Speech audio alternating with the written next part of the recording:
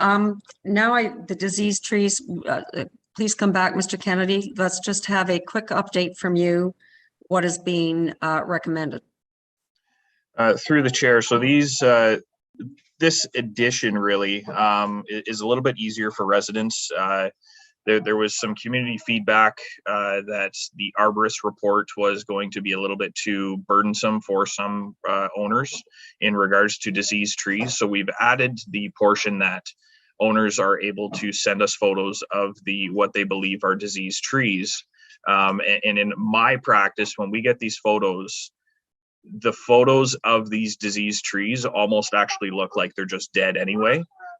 So it's relatively easy for any person to know that these trees are under the exemption to be cut down. So we've added that in, so it's a little bit simpler for people to be able to cut these diseased trees down without actually having to get an arborist report and producing that before they go through. Thank you for that. Mayor Harding. Thank you for that, and I appreciate the simplicity of pictures versus an arborist report. My concern or my question is, does our staff's opinion trump the arborist report, or does the arborist report trump, if there is an arborist report, and it'll come to the next section as well, our staff's opinion? And I am aware, Mr. Kennedy, you'd be aware as well, of an individual who cut down some trees, later produced an arborist report saying they could be cut down, but I know we are challenging that arborist report. Our staff are, and still laying charges. So I'm trying to understand the validity of the arborist report or how that works. Mr. Kennedy? Through the chair, in that situation, when trees are already cut down, it's very, very difficult for us to determine whether or not the tree was diseased. In the situation you are discussing, the arborist report actually was very hypothetical. It wasn't anywhere where they were definitively able to tell that all these trees were diseased. It was more or less they may have been. So that was the difficulty we had in that arborist report, was it wasn't definitive enough for us to accept. So that's the challenge that we're going to have. If someone does cut trees down, we go after a complaint and we look, and when you look at a stump and there's no indication of decay or disease on that stump, we have to take that at face value. If they do have an arborist report that definitively shows that these trees were diseased and they got that before the trees were cut down, then we would take that. But when trees are already cut down and we aren't sure and the arborist isn't sure, we err on the side of caution that they did contravene the bylaw. So that's that type of situation that we may run into some issues, but very rarely does that happen. Supplemental, if I may, then I wonder whether or not we need language in this, in particular, that talks about a definitive arborist report and/or we will err, just so we allow the public to understand where we may go. Just because it does provide some confusion whether or not the arborist report is definitive or not.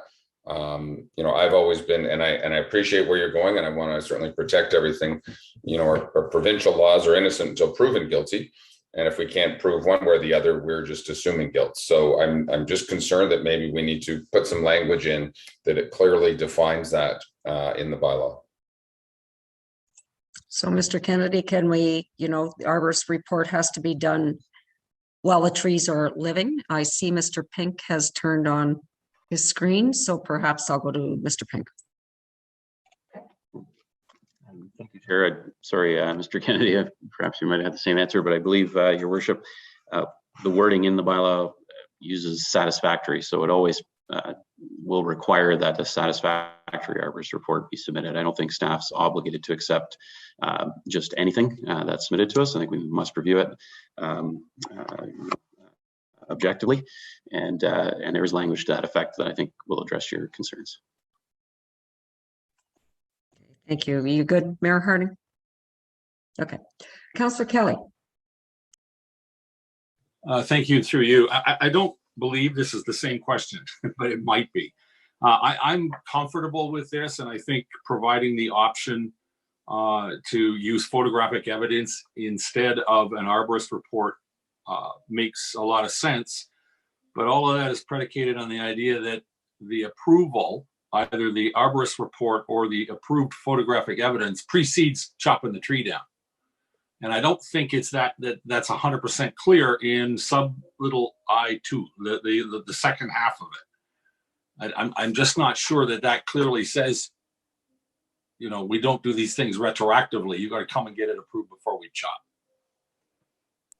Okay, Mr. Kennedy, can we make that clearer in the in this? Yeah, through the chair, if we want to add some sort of language that says that the arborist report or photos have to be taken before they're cut down, we can definitely do that. I think that's very helpful. Okay, Councillor Roberts. Thank you, Madam Chair. That was my question, my suggestion to what Councillor Kelly just talked about. And I want to pick up on the word that Mr. Kennedy used, definitive, and the word that Director Pink used, satisfactory. I don't have the bylaw right in front of me. Is the word satisfactory used in the bylaw, Mr. Kennedy? Mr. Kennedy? Through the chair, yes, it is. Is it? Perfect. I just want to make sure that, not that sorry for doubting you, Director Pink. Just a clarification, Councillor Roberts. Councillor Zavitz. Thank you. And through you, I think just for reinforcement, I'm certainly in support of this critical lens on the whole disease tree thing. A couple of years ago, we had a beautiful 100-year-old, at least, deciduous tree right at the water, ants all over it. And it was decided by the company that I called and looked at it that, oh yeah, it was diseased and it needed to come down. So they come in and $2,000 later chopped this gorgeous tree down and it was perfect. You know, there were some ants, sure. But I mean, that's what this is all about, is to put a much more, as I said, critical eye on this. I think we do need to work very hard to protect. And so I'm certainly in support of this. Thank you. Okay, so I am certainly reading from this that we, with what we've talked about here, we are all in support of this in terms of the disease trees. Okay, you have enough direction, Mr. Kennedy. Okay, great. All right, let's go back now to the arborist. And I think option 3 is the one that is being recommended, and that is the one that Mr. Sift needed the clarification on, and I got that clarification. Are we all in agreement with option 3? Okay, we're good. Okay.